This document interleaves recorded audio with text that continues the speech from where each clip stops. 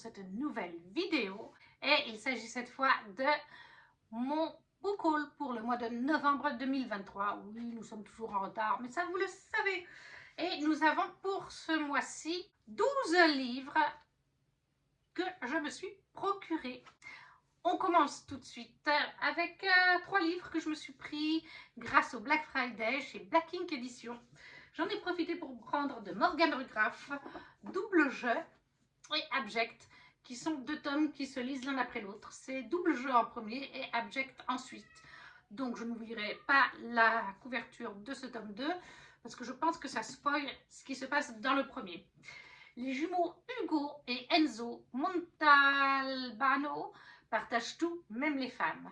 Leur jeu préféré avec elles, ne faire qu'un, en devenant Matt. Matt drague, Matt baise, Matt détruit des petits cœurs et pas que. Cette vie de débauche et de vice aurait pu durer encore longtemps si la jolie Lux, serveuse au Majestic, n'avait pas renversé ses verres sur Hugo ce soir-là. Nouvelle proie, nouveau jeu. Matt est de retour. Mais rien ne va se passer comme prévu. Entre manipulation et sentiments naissants, les jumeaux diaboliques pourraient être pris à leur propre piège et leurs liens se détruire. Alors, quand je regarde les mots-clés sur Booknode, c'est vrai qu'il ne me met pas que c'est de la dark romance. Mais je pense quand même qu'on s'approche de quelque chose. Parce que comment il me marque manipulation, triangle amoureux, manipulation, romance, frères jumeaux, mensonge, drame. Il y a quand même le mot drame, il y a le mot mensonge. Je pense quand même qu'on est un petit peu sur quelque chose de dark. De toute façon, les couvertures parlent d'elles-mêmes. Hein, elles sont assez sombres. Et puis le tome 2 aussi qui s'appelle Abject. Je pense que ça veut tout dire. J'adore Morgane. Morgane, je l'ai découverte avec Lune Ardente chez Plume Blanche, qui est une dark fantasy que j'ai beaucoup aimée, qui était aussi assez sombre, la romance comme l'univers de fantasy. Et je l'ai aussi lu avec Résonance tome 1. J'ai très envie de découvrir ce qu'elle fait chez Black Ink. Ce sont des romances. Et ça a l'air bien accroché quand même. Chacune des romances sont dans ma wishlist. Et à chaque fois, mais voilà. Donc là, j'ai ces deux-là. Et j'espère bien, en tout cas, lire le tome 1 cette année. Mais j'ai encore Résonance tome 2 de Morgane à lire cette année, que j'ai reçu dans le pack 2025 de Plume Blanche. Et il faudrait que j'avance aussi... eh bien, son autre trilogie chez Plume Blanche que j'ai en intégrale, Ray Shepard, où j'ai lu que le tome 1. J'adore sa plume, donc j'ai hâte de m'y mettre. Et ensuite, lors de ce Black Friday, j'avais aussi pris Max L. Teliak, I Put a Spell on You, donc toujours chez Black Ink Edition. J'adore la couverture. Et l'autre jour, je regardais la couverture et je crois qu'en fait, au final, j'ai découvert que c'était Nicolas Jamono. Couverture, Nicolas Jamono. Oui, voilà, on reconnaît son style quand même à Nicolas Jamono. Et Max L. Teliak, je sais qu'il, parce que je crois que c'est un homme, je ne vais pas vous dire de bêtises. Eh bien, je sais qu'il fait des romans avec Morgane à à 2 mains, comme on dit, à 4 mains. Donc du coup, je ne sais pas, c'est pas précisé si c'est une femme. Mais il me semble que c'est un homme en fait. Qu'importe. Roséana et ses 2 sœurs forment un redoutable trio de traqueuses. Leur job, pourchasser des sorciers aux intentions obscures. Les récents événements les poussent sur une piste inquiétante. Des humains sont retrouvés lobotomisés. C'est charmant. Sur la route de la jeune chasseuse se dresse Alistair, un puissant sorcier aussi charismatique que ténébreux. Leur animosité réciproque se trouve décuplée quand ils s'aperçoivent qu'un mystérieux sort les unit tous les deux et les empêche de s'entretuer. Chacun devra composer avec son ennemi naturel pour lever le voile sur la machination qui les dépasse. Et quand l'attirance magnétique qu'ils ressentent l'un pour l'autre s'invite dans l'équation, le danger rôde là où on ne l'attend pas. Au fil des nombreuses épreuves, du cœur, des enfers, au voyage dans le temps, les 2 aimants de polarité inverse finiront-ils par fusionner? Et si de toutes les potions, le filtre d'amour restait le plus puissant? Voilà. Il me fait bien envie entre le résumé, la couverture. Donc, I Put a Spell on You de Max L. Teliak chez Black Ink Edition. Ensuite, j'avais participé à la campagne Ulule de Twinkle Edition pour un Noël à Blake Hill Castle de Laetitia Arnaud, qui, si je ne me trompe pas, est une réédition. Je vais vous confirmer ça C'est une nouvelle édition reliée qu'ils ont fait lors de la campagne Ulule et que vous pouvez maintenant vous procurer sur leur site internet, que Laetitia a sorti il y a quelques années et qu'elle a remis au goût du jour avec une nouvelle couverture en relié. Il est tout beau, je l'adore. Il est déjà lu quant à lui. À Noël à Blackhill-Castel, on est dans les années 1843 et on va suivre en fait Alva Moonfield, qui est une jeune femme qui a un projet. Je vais essayer de me rappeler de tête sans relire tout le résumé. Elle a un projet, il faut qu'elle trouve des fonds pour faire un projet. Je pense que de mémoire, c'est vers Londres qu'elle veut faire ça. Aider des gens qui sont dans le besoin. Voilà, parce que dans ces années-là, il y avait déjà la pauvreté. Et pour ça, elle va chercher de l'aide auprès du propriétaire de Blackhill-Castle, qui est donc la demeure de Solfallow. C'est un jeune lord anglais, mais depuis le décès de son papa, il a un petit peu tourné différent. Avant, c'était un gentil jeune homme, tout ça. Et maintenant, il y a des rumeurs qui circulent sur lui et tout ça. Et elle connaît quelqu'un, l'ancien meilleur ami de Sol, en fait. Il va lui dire, voilà, faut pas trop tenter, mais elle veut quand même. Et de mémoire, elle va se faire passer pour un garçon au début. Il me semble que c'est dans celui-là. Elle se fait passer pour un garçon, mais c'est pas très crédible. Sol la démasque assez vite. Mais voilà, elle va passer donc 12 jours avant Noël, pendant les fêtes, dans le château avec son papa, avec l'ancien meilleur ami de Sol aussi, pour essayer de discuter de ce projet, etc. Et en fait, voilà. C'est autour de Noël, avec le jour de Noël inclus. Je ne veux pas trop vous en dire parce que c'est pas un avis lecture. Et comme je l'ai lu, c'est vrai que j'ai tendance à vouloir déborder. Mais voilà. Donc en 1943, une jeune femme, elle a un projet, elle a besoin de finances, elle demande l'aide de Sol, qui va lui proposer de passer donc quelques jours dans sa demeure de Blackhill-Castle avec son papa, son ancien meilleur ami, la maman de son meilleur ami qui connaissait depuis tout petit parce que sa maman elle est décédée il y a longtemps et elle l'avait un petit peu pris sous son aile aussi. Et tout ce petit monde va se rapprocher forcément à faire des petites choses dans le cadre de Noël, pas seulement parler d'argent et de projets. Voilà, vraiment un chouette moment, mais ça je vous en reparlerai un jour en avis lecture. Donc un Noël à Blackhill-Castle de Laetitia Arnaud, Twinkle édition. Magnifique édition. Je me suis pris aussi en novembre 2023 La passeuse de mots, le tome 2 en édition reliée, là aussi. Voilà, La passeuse de mots, pour l'instant, je les ai lus en e-book jusqu'au tome 3. Oui, le tome 3 inclus. Et vous avez un jaspage.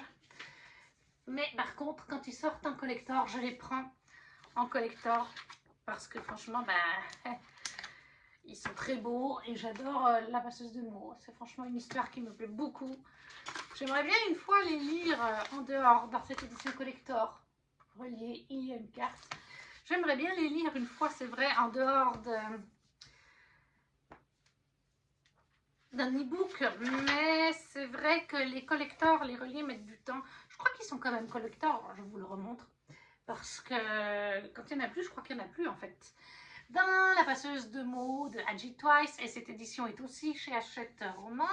D'ailleurs, on suit en fait Aria, on est dans un univers de fantasy totalement inventé, on suit Aria. Il va y avoir un malheur dans ce royaume, le roi va être massacré avec sa femme, les princes vont disparaître, ils ont certainement été kidnappés. On ne sait pas exactement qui est le grand méchant, mais il y a des géants de verre, quelque chose comme ça. Et Aria, sa famille va réussir à fuir, enfin c'est ce qu'elle pense. Elle va être inconsciente un moment.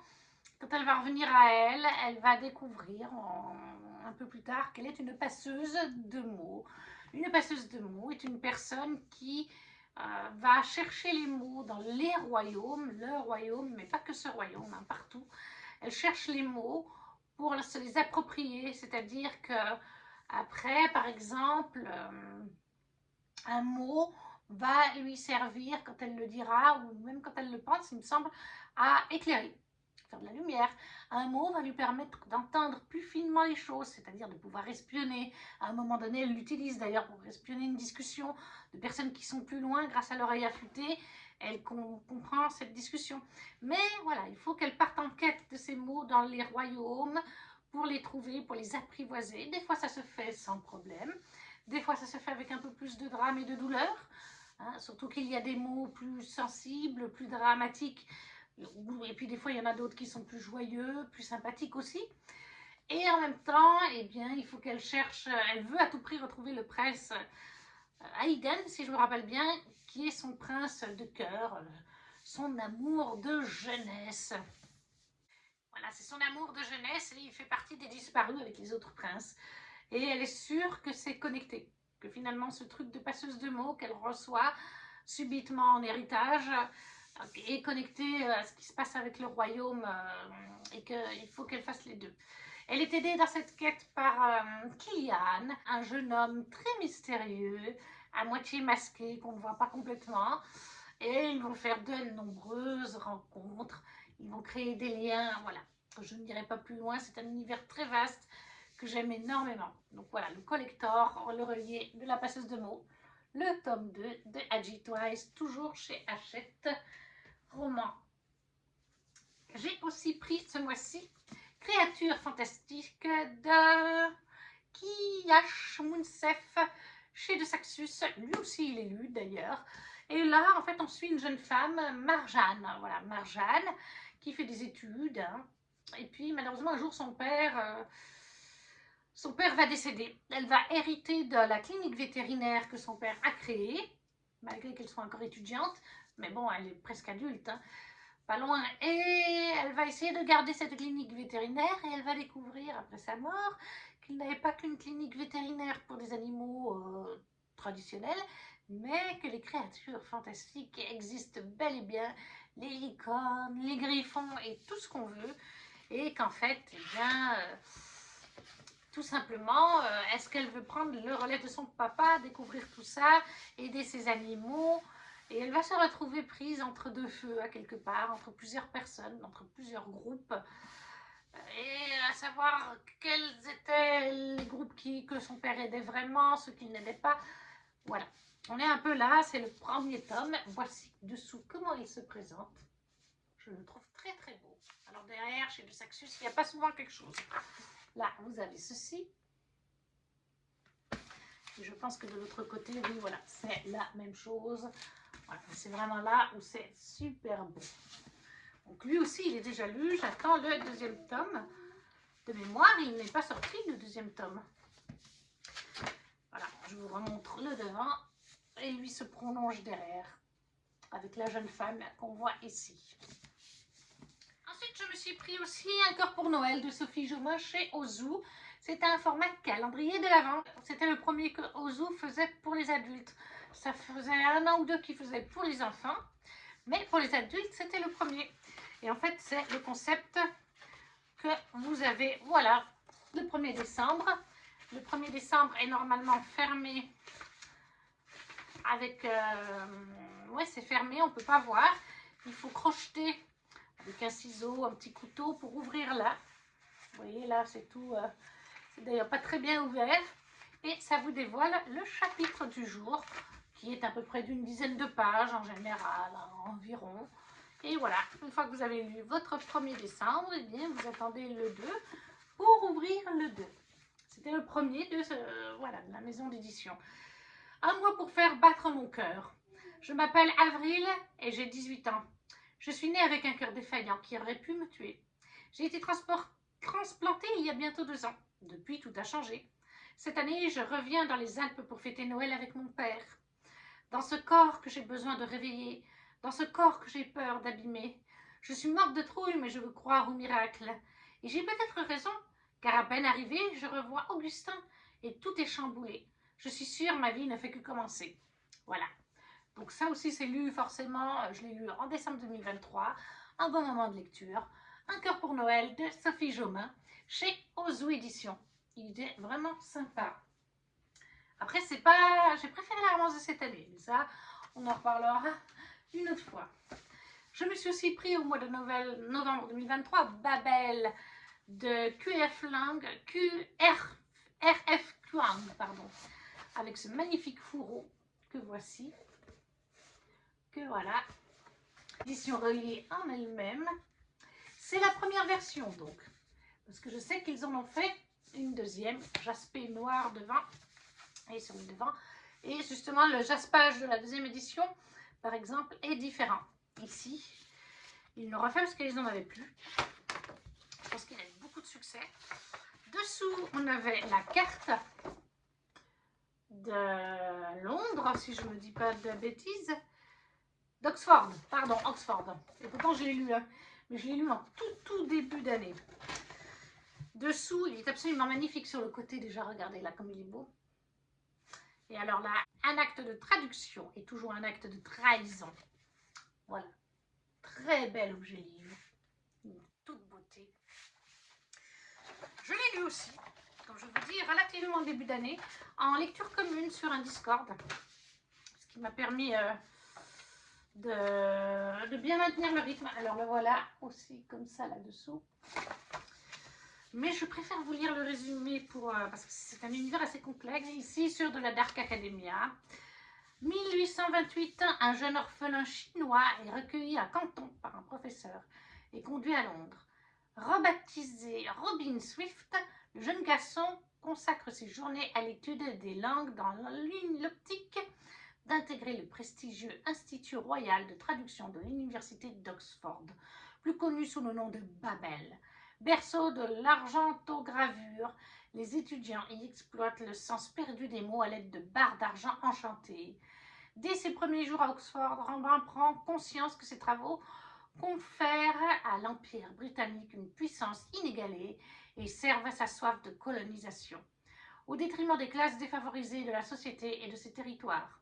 Servir Babel revient donc à trahir sa patrie d'origine. Peut-il espérer changer Babel de l'intérieur ou devra-t-il sacrifier ses rêves pour faire tomber cette institution?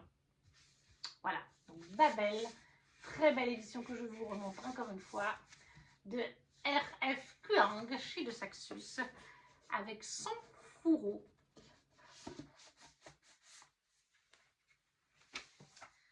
Ensuite, toujours chez De Saxus, je me suis pris Une ombre dans la braise. Oui, c'est bien ça, de Jennifer Larmentrout. Là aussi, très belle édition. C'est le spin-off du sang et la cendre de J.L.A. Donc, l'intérieur se présente comme ceci. Il est très beau, je le trouve vraiment magnifique. Là, vous avez la carte d'Elysium, si je ne me trompe pas. Je ne sais plus. Non. De Lasagna, pardon. La carte de Lasagna. Et magnifique édition, regardez-la. Ah là là. Le voilà. Non, vraiment, il est trop beau. Je surkiffe ces couleurs. Dans Une ombre dans la braise, on est en fait sur le spin-off du sang de la saga Le sang et la cendre, qui paraît aussi chez De Saxus, sauf qu'Une ombre dans la braise se passe des siècles avant de mémoire, hein, il y a très longtemps en arrière, bien avant les histoires qu'on connaît dans Le sang et la cendre. On va suivre en fait Séraphina, qui est une jeune princesse humaine. Et en fait, elle a été choisie depuis toute petite pour devenir la future épouse de Nyktos, le dieu de la mort. Elle devra l'épouser, le séduire et en fait, elle devra le tuer. Techniquement, c'est pas ça le deal. Son royaume a fait un deal avec Nyktos, avec le dieu de la mort en fait, pour qu'il ait une épouse. Ça, c'est le deal de base et c'est pour ça. Mais elle est formée en fait pour le tuer, à l'art de la séduction, parce que comme c'est un dieu, il n'y aura que quand elle l'aura séduit qu'il baissera suffisamment ses barrières pour qu'elle puisse le tuer. Sinon, même si elle le poignarde, ça ne fera pas grand-chose. Mais s'il est amoureux, il baissera la garde et là, ça fera effet. Ça, c'est parce que dans le royaume, malheureusement, il y a quelque chose qui se passe. Les terres deviennent nauséabondes, les gens meurent de faim, et il n'y a qu'en tuant le dieu Nyktos, ça c'est ce qu'il est dit, c'est ce que la prophétie aurait dit, c'est ce que le royaume dit, et il n'y a qu'en le tuant, en tuant le dieu de la mort, que cette malédiction s'arrêtera. Donc c'est le but ultime de Serra depuis toute petite fille. Elle est formée à l'art de la séduction, des potions, des armes, les bonnes guerrières, tout ce que vous voulez. Sauf que malheureusement, quand Nyktos vient pour un rituel, je ne sais plus, eh bien il ne la choisit pas par contre. Il était censé repartir avec sa femme et il ne repart pas avec elle. Il n'en veut pas. Et à partir de là, le royaume, enfin sa mère, la reine, Et son beau-père décide qu'ils vont en faire, puisqu'il ne devrait plus être là, ils vont s'en servir, enfin surtout sa mère, comme d'une tueuse. Hein, par exemple, oui, alors tel gouverneur de telle région est contre moi au conseil, eh bien ma fille, tu vas le tuer en douce, qu'on ne sache pas que c'est moi. Voilà, et puis personne ne sait vraiment qu'elle a cette fille, hein, cette princesse, et pourtant c'est le cas, sauf, voilà, sa famille proche, eux le savent. Mais un jour, Sarah, ça fait déjà quelques années qu'elle fait ça, en douce pour sa mère, mais Sarah va faire la rencontre de quelqu'un qui vient du royaume d'Isilium, d'un dieu. Elle va aussi assister à des meurtres. Elle est persuadée que c'est des petits dieux, ou des personnes en tout cas d'Isilium, qui est le royaume des dieux. Et elle va commencer à enquêter et à se mêler de ça avec un jeune homme qui va l'aider. Et finalement, ça va partir sur toute autre chose. Et Sarah va finalement se retrouver, pourquoi, ça je ne vous dis pas, à Elysium. Mais je ne vous dis ni comment ni pourquoi. Mais voilà, c'est le spin-off du sang et la cendre. Ça explique beaucoup de choses qu'on nous parle un petit peu dans la saga principale. Ça nous parle de Nyctos, ça nous parle des autres dieux aussi. Ils apparaissent forcément dedans. Donc l'un ne peut pas, techniquement, idéalement, vous ne pouvez pas lire l'un sans l'autre. Si vous voulez tout comprendre du sang et la cendre, il faut aussi lire celui-là. Et si vous voulez lire celui-là, il faut quand même lire le sang et la cendre. Il y a des prophéties du sang et la cendre qui sont connectées avec celui-là, des prophéties de celui-là qui se connectent avec le sang et la cendre. Plein d'autres choses qui font que ça se connecte aussi. Des personnages de celui-ci apparaissent à partir du tome 4 du sang et la cendre, fin de tome 3 même d'ailleurs. Et là, on les rencontre, ils sont beaucoup plus jeunes, puisque ce sont des siècles avant.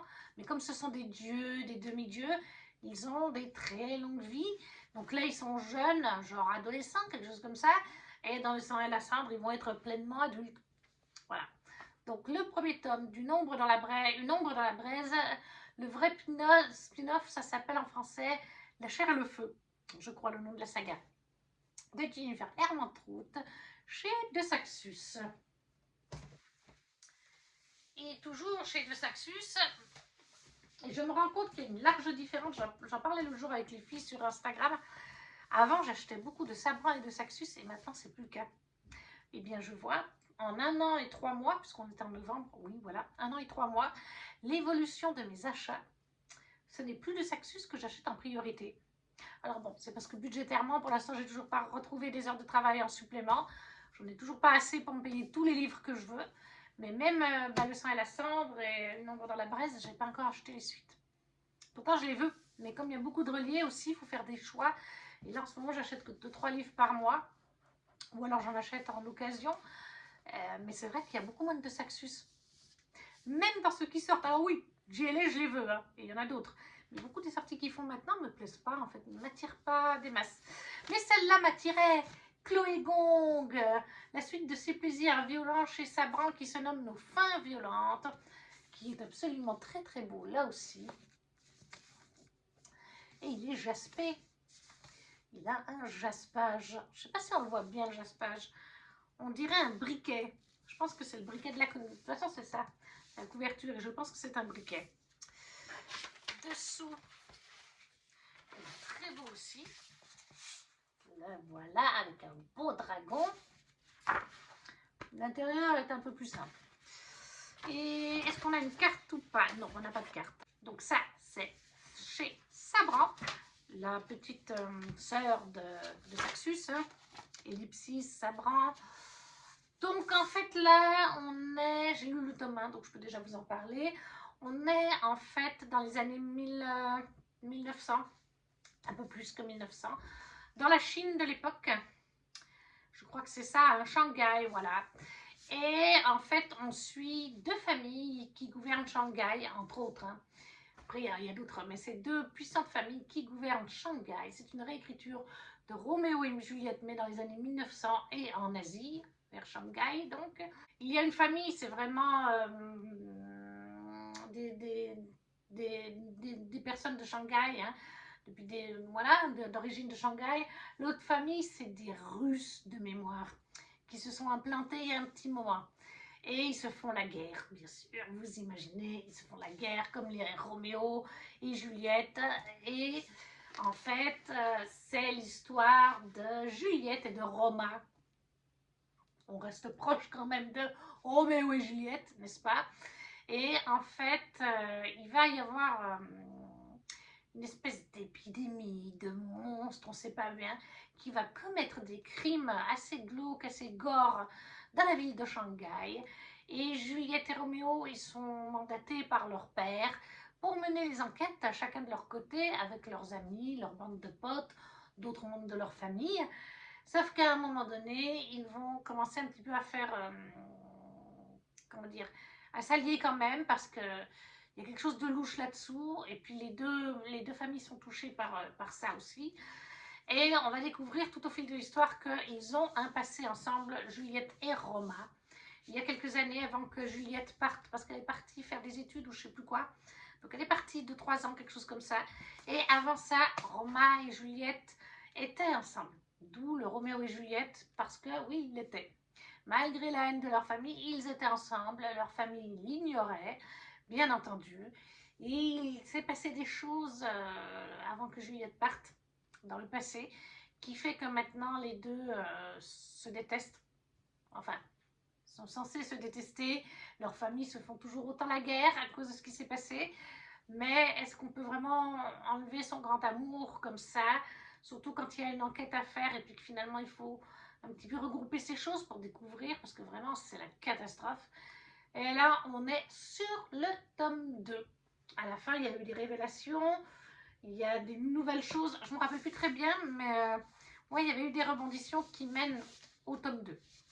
Donc Chloé Gong, c'est Plaisir violent au tome 2 qui est nos fins violentes chez Sabran. On a bientôt terminé, toujours chez De Saxus.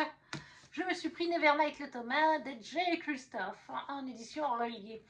Alors en fait, à savoir, il est lu aussi. Et il était déjà lu quand je l'ai acheté. Parce qu'en fait, J. Christophe m'a tout de suite intéressée avec Nevernight. Mais à l'époque où j'ai eu envie de le lire, le tome 1 relié ne se faisait plus. Il était en rupture de stock et il se revendait déjà cher. Je l'ai lu en e-book et j'ai adoré, j'ai surkiffé. J'ai dû le lire en 2021, je pense, le tome 1. Et après, bien, j'ai acheté le tome 2. Il était sorti quelques temps avant que je commence à relire assidûment. Donc, on le trouvait facilement. J'ai acheté le tome 2. Puis, à la sortie, j'ai acheté le tome 3. Mais ce tome 1, il me le manquait. J'ai cherché donc de 2022 à 2023. Et à chaque fois, les prix sur Vinted, sur les sites, les alertes Gibert, il y en a eu une ou deux fois, mais je suis passée à côté parce qu'il faut être réactif et tout de suite cliquer parce que l'alerte Gibert, c'est pour la France entière. Donc, il faut être super réactif. Sur Vinted, c'était 200, 250 euros. Je ne sais pas si c'est pas même monté à 400 euros pour ce tome-là. Non, c'est peut-être plus le sang et la cendre qui était à 400 euros. Mais en tout cas, plus de 200 euros. Et moi, mettre 200 euros pour un relié, certes, un relié qui ne se trouvait plus à ce moment-là, mais ça fait quand même cher. Je veux bien mettre 100 euros pour un bouquin. Je trouve que ça passe encore. Genre les Fairy Loot et tout ça, mais 200 euros, ça faisait cher. Et puis finalement, enfin, De Saxus a annoncé, je crois que c'était pour la sortie de l'Empire du Vampire 2, qu'ils allaient faire une réédition du relié de Nevernight. Mais je pense qu'on était beaucoup. En fait, c'est ça le truc, c'est qu'à la base, De Saxus faisait qu'une seule édition de ses reliés. Quand j'ai commencé à revenir dans la lecture fin 2020 et même en 2021. Et du coup, quand il n'y en avait plus, des reliés, il n'y en avait plus. Sauf que les gens qui, comme moi, reviennent en cours de saga, découvrent la saga, l'adorent et ils veulent se la procurer en relié, ils ne peuvent pas parce qu'il n'y a plus de stock. Ils ne peuvent qu'en allant sur Vinted ou sur Gilbert Joseph. Je vous dis, Gilbert Joseph, hyper dur d'en trouver. Et Vinted, 200 euros. Quelle personne peut mettre 200 euros pour un seul livre, aussi beau soit-il? Donc, c'est la réédition du mois de novembre 2023. Alors, la différence, c'est que là, elle est rouge. Et vous verrez dessous. Mais il y a la couverture du premier, donc voilà. Et la différence, c'est qu'il y a un jaspage avec la marquée ne jamais reculer. Mais il est aussi très beau. Voilà. Et comme je vous dis, la couverture du premier, en fait, elle est là. Voilà. La couverture du premier relié.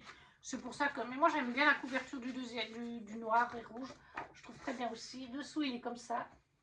Alors là aussi, ce n'est pas le même dessous que pour le premier, mais c'est pas un problème, vraiment pas. Là, vous avez une carte en couleur. Voilà. Je crois qu'il y en a même deux. En plus, il n'y a pas deux cartes. Il faut que je regarde. Oui, voilà, il y a bien deux cartes. Est-ce qu'ils ont fait l'autre à la fin?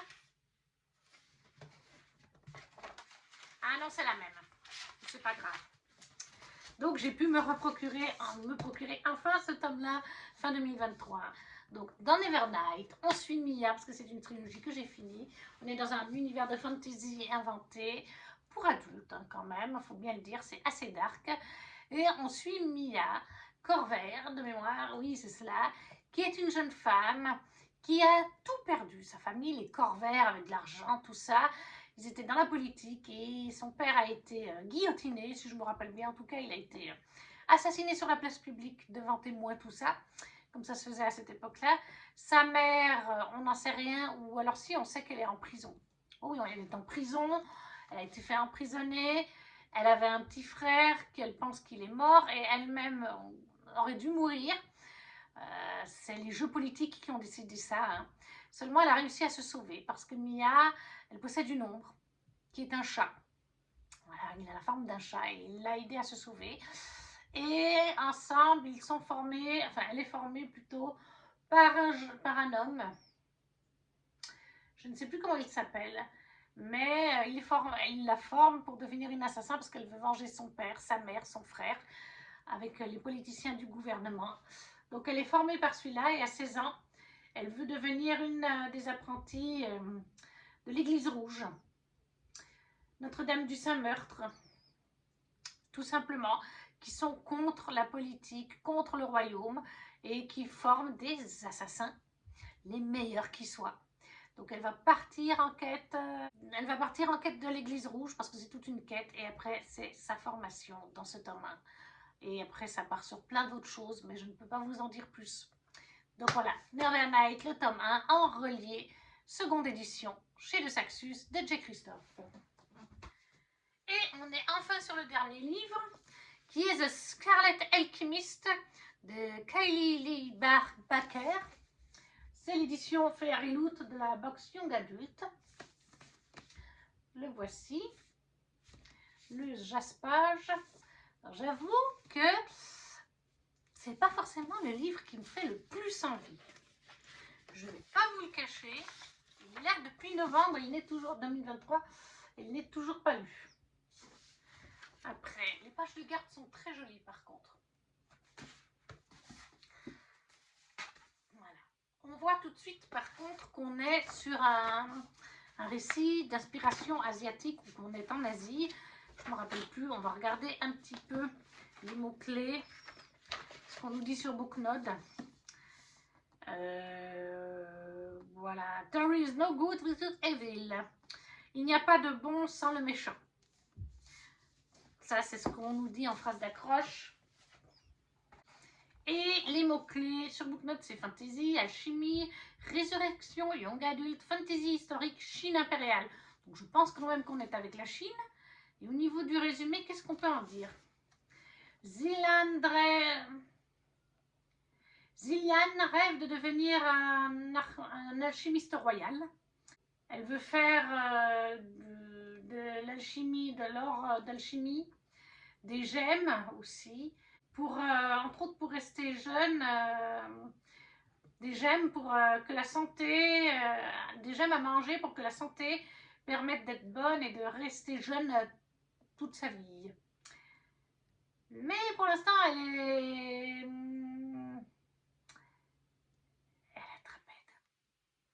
trapède. Mais pour l'instant, elle est piégée dans un village, dans son village, au sud de la Chine. Donc on est bien dans notre Chine, enfin dans notre planète. Et elle pratique une ferme illégale d'alchimie pour garder de la nourriture à table, pour qu'il y ait de la nourriture à table. La résurrection des morts a un prix. Voilà, c'est juste le premier paragraphe. C'est toujours très dur de vous traduire, mais en tout cas, ça confirme ce que je pense. On est dans la Chine, donc plutôt sur notre terre. Ça a l'air quand même très plaisant, hein, je ne dis pas le contraire, hein, il me fait quand même envie, hein, si je l'ai gardé, c'est que c'est le cas. Mais je vous avoue que ce n'est pas ma priorité dans les box Young Adult et Romantici que je reçois. Mais The Scarlet Alchemist de Kylie Lee Baker, l'édition Fairyloot. Et voilà, du coup nous arrivons au bout de cette vidéo. La pile de livres de ce bouquin est presque aussi haute que moi. Mais comme je vous dis, il y en a déjà pas mal qui sont lus. Ça c'est lu, ça c'est lu, ça c'est lu, ça c'est lu, ça c'est lu, ça c'est lu en anglais, ça c'est lu aussi, ici, oui c'est lu. Donc il y en a pas mal qui sont lus. Et comme je vous dis, cette année, c'est quand même moins le cas. Hein. Il y a des mois qui sont en 2024, il y a des mois qui étaient beaucoup moins, ou alors avec de l'occasion hein, sur Vinted grâce à mes ventes. Mais il y a 2-3 livres par mois neufs, plus par contre mes deux abonnements Fairyloot, le Romantici Book Only et la Young Adult Box. Mais voilà, pour novembre 2023, 12 livres. N'hésitez pas à me dire si vous en avez lu certains, s'ils vous font envie, si vous ne savez pas quoi mettre un petit emoji. Ça fait plaisir, ça soutient la chaîne. De même que le petit pouce. Et nous, on se retrouve très vite pour une prochaine vidéo. Ciao, ciao!